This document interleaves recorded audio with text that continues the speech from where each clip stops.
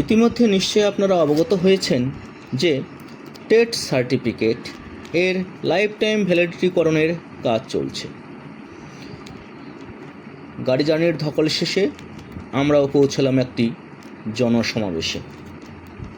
সেই ভিড়ের মধ্যে দাঁড়িয়ে পরিস্থিতির পরিবেশে লিখে ফেললাম একটি কবিতা, নাম ক্লান্ত পথিক। আপনাদের কথা দিয়েছিলাম কবিতাটি শোনাব, শুনুন। ক্লান্ত পথিক।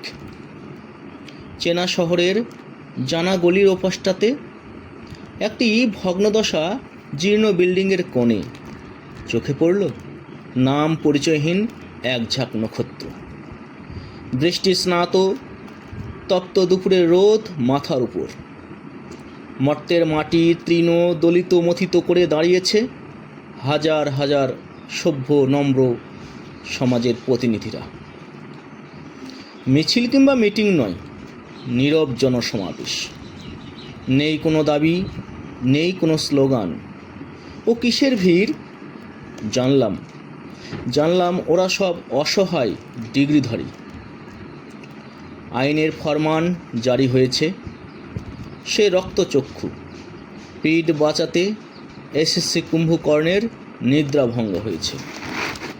এদিকে রাম লক্ষ্মণের বুকেও আশা জেগেছে নতুন করে।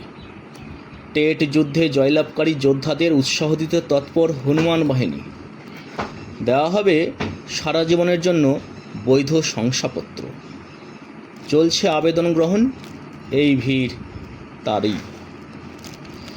নীরব প্রতিবাদের ভাষা ফুটে উঠেছে অনুগ্রাহীদের মুখে চোখে।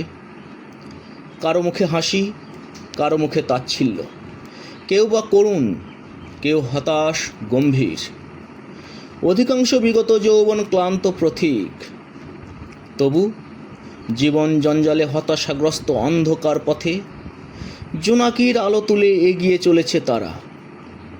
বলতে লজ্জা কি, এই পথের পথিক আমিও, আমরা সবাই এই বঞ্চিত লাঞ্ছিত সমাজের স্বপ্নযাত্রী।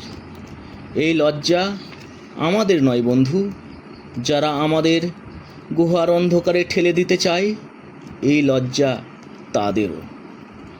Thank you.